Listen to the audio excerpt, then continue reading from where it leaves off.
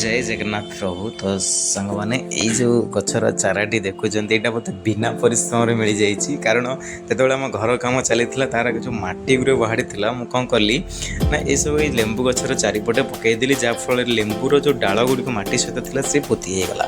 तो तार फायदा नहीं गली मुझे आम टे गछ प्रेमी तो तार फायदा नार आम के हेड़ा करवा नहीं।